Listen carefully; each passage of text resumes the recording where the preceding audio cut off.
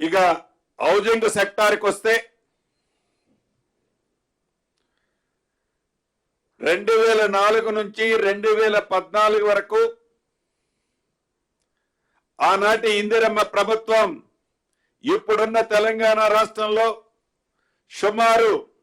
25,35,000 ఇళ్లు నిర్మించడం జరిగింది. రాష్ట్ర విభజన జరిగి తెలంగాణ రాష్ట్ర ప్రజలకి పేదవాడి చిరకాల కోరిక నెరవేరుతుందని ఆశించిన వేలాది మంది పేద కుటుంబాలు తెలంగాణ రాష్ట్రం వచ్చిన తర్వాత 2014 నుంచి 2024 వరకు కేవలం 1,52,000 ఇళ్లకి డబుల్ బెడ్రూమ్ ఇళ్ళని పేరు పెట్టి టెండర్లు పిలవటం జరిగింది. వీటిలో 63,000 ఇళ్ళు పూర్తిగా కంప్లీట్ చేయటం జరిగింది. చేసి బెనిఫిషరీస్ ని ఐడెంటిఫై చేశారు. ఈ చేసిన ఐడెంటిఫికేషన్ లో కూడా పేదవాళ్ళు కొద్దిమంది అయితే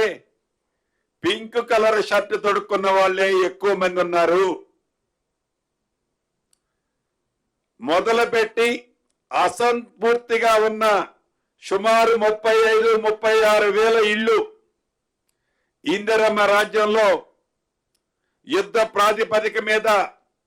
అది మౌలిక వసతుల కంప్లీషన్ కావచ్చు, స్లాబ్ లెవెల్కి వచ్చి ఆగిపోయినాయి కావచ్చు, ఫ్లోరింగ్లు చేయని కావచ్చు, వీటన్నిటినీ ఈ రాబోయే 1 నెల 2 నెలల్లో కంప్లీట్ చేసి అర్హులైన పేదవాళ్లకే ఆనాటి ప్రభుత్వం లాగా వారి రంగు చొక్కా తొడుక్కున్న వాళ్ళకే ఇవ్వకుండా పేదవాళ్ళైతే చాలు అది బెంచ్ మార్క్ పెట్టుకొని వాటిని ఇవ్వాలని నిర్ణయించడం జరిగింది. ఆ దిశలోనే గడిచిన కొన్ని రోజుల నుంచి ఇస్తున్నాం. నాకు తెలిసి సంక్రాంతి లోపే ఇవన్నీ కూడా కంప్లీట్ చేసి ఇవ్వటం జరుగుద్ది. అదే విధంగా మొదటి విడతగా రాష్ట్ర వ్యాప్తంగా ఇళ్ల స్థలం ఉన్న వాళ్ళ కోసం 4,50,000 ఇళ్ళు, ప్రతి నియోజకవర్గానికి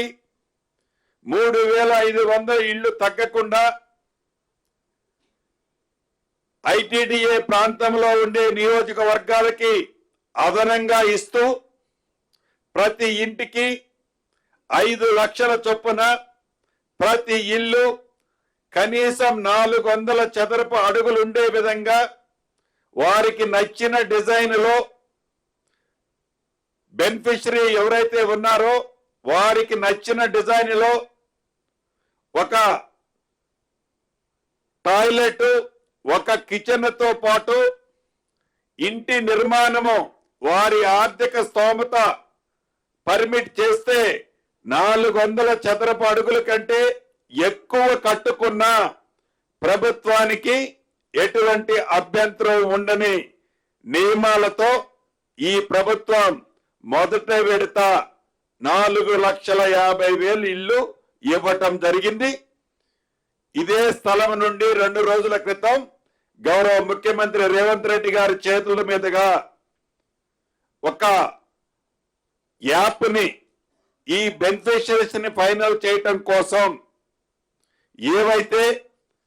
ఇందిరమ్మ ప్రభుత్వం ఏర్పడిన మొదటిలోనే ప్రజా పాలన కార్యక్రమం ద్వారా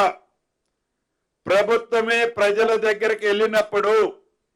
ప్రజలు ఏదైతే మాకు ఒక గూడు కావాలని అత్యధిక మంది ఏదైతే అడిగారో ఆ అడిగిన ఇళ్ల దగ్గరికి ఈ యాప్ తీసుకొని అధికారులు వెళ్ళి పేదవాళ్లలో బహు పేదవాళ్ళని ఐడెంటిఫై చేసి ఏ రాజకీయ ఇన్వాల్వ్మెంట్ లేకుండా, ఏ రాజకీయ దురుద్దేశం లేకుండా పేదవాళ్లలో బహు పేదవాళ్ళని ఐడెంటిఫై చేసి ఈ బెనిఫిషరీస్ ని ఫైనల్ చేయాలని ఈ యాప్ ద్వారా నిర్ణయించడం